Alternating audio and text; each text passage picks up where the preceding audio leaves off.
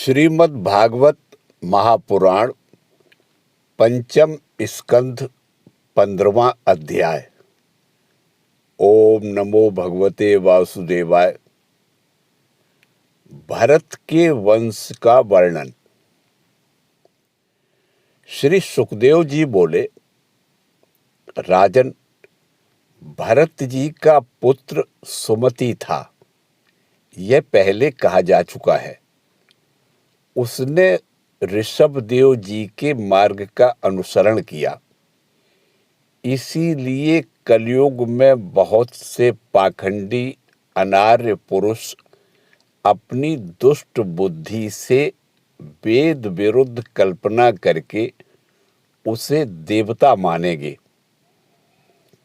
उसकी पत्नी वृद्ध सेना से देवता जित नामक पुत्र हुआ।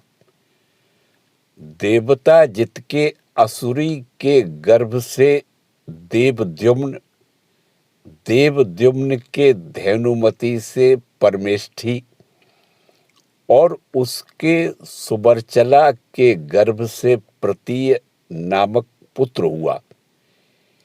इसने अन्य पुरुषों को आत्मविद्या का उपदेश कर स्वयं शुद्ध चित्त होकर परम पुरुष श्री नारायण का साक्षात अनुभव किया था।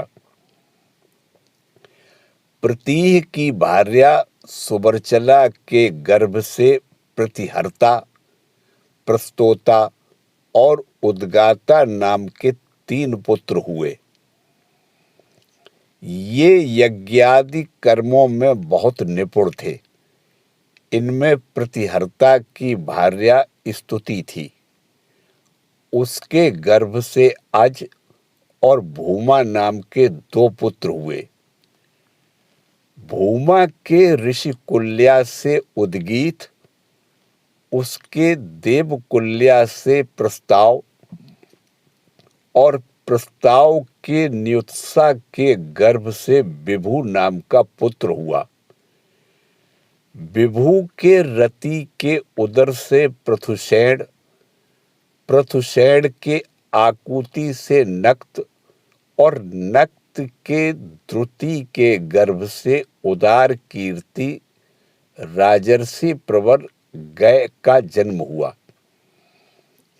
ये जगत की रक्षा के लिए सत्व गुण को स्वीकार करने वाले साक्षात भगवान विष्णु के अंश माने जाते थे।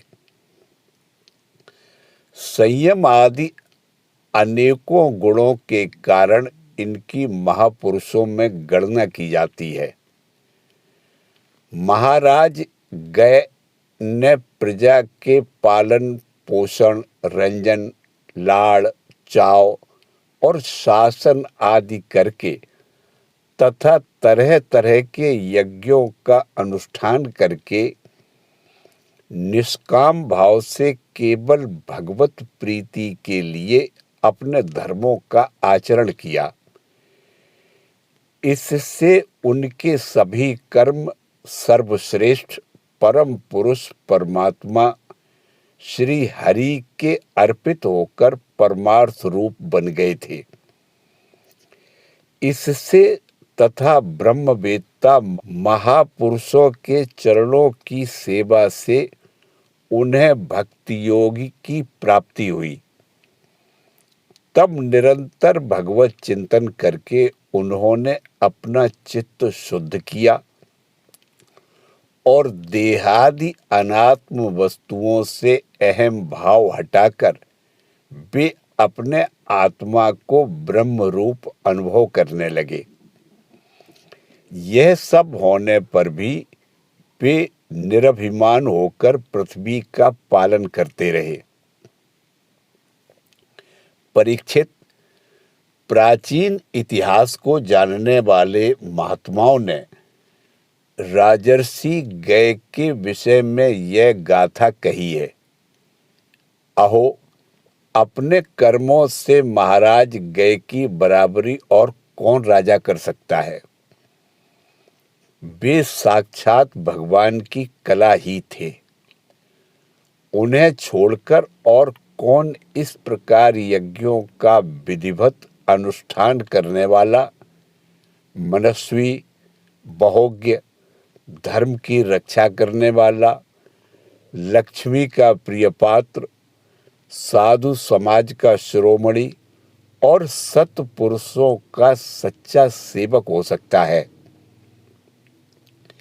सत्य संकल्प वाली परम साध्वी श्रद्धा, मैत्री और दया आदि दक्ष कन्याओं ने गंगा आदि नदियों के सहित बड़ी प्रसन्नता से उनका अभिषेक किया था तथा उनकी इच्छा न होने पर भी वसुंधरा ने गौ जिस प्रकार बछड़े के स्नेह से पिन्हाकर दूध देती है, उसी प्रकार उनके गुणों पर रीझकर प्रजा को धन रत्न आदि सभी अभीष्ट पदार्थ दिए थे।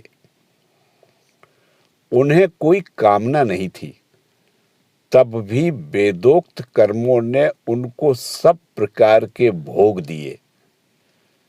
राजाओं ने युद्ध स्थल में उनके बाणों से सत्कृत होकर नाना प्रकार की भेंटें दी तथा ब्राह्मणों ने दक्षिणादि धर्म से संतुष्ट होकर उन्हें परलोक में मिलने वाले अपने धर्म फल का छठा अंश दिया। उनके यज्ञ में बहुत अधिक सोमपान करने से इंद्र उन्मत्त हो गए थे तथा उनके अत्यंत श्रद्धा और विशुद्ध और निश्चल भक्ति भाव से समर्पित किए हुए यज्ञ फल को भगवान यज्ञ पुरुष ने साक्षात प्रकट होकर ग्रहण किया था, जिनके तृप्त होने से ब्रह्मा जी से लेकर देवता, मनुष्य, पशु, पक्षी, वृक्ष एवं तृण पर्यंत सभी जीव तत्काल तृप्त हो जाते हैं। वे विश्वात्मा श्री हरि नित्य तृप्त होकर भी राजर्षि गय के यज्ञ में तृप्त हो गए, इसलिए उनकी बराबरी कोई दूसरा व्यक्ति कैसे कर सकता है। महाराज गय के गयंती के गर्भ से चित्ररथ, सुगति और अवरोधन नामक 3 पुत्र हुए। उनमें चित्ररथ की पत्नी ऊड़ा से सम्राट का जन्म हुआ।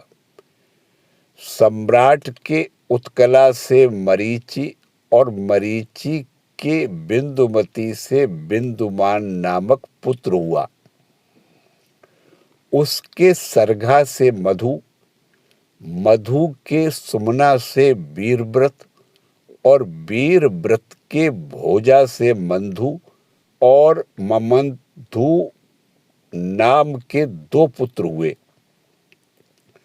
उनमें से मंधु के सत्या के गर्भ से भौवन, भौवन के दूसरा के उदर से त्वष्टा, त्वष्टा के विरोचना से विरज और विरज के विसूची नाम की भार्या से सत्यजित आदि 100 पुत्र और एक कन्या का जन्म हुआ।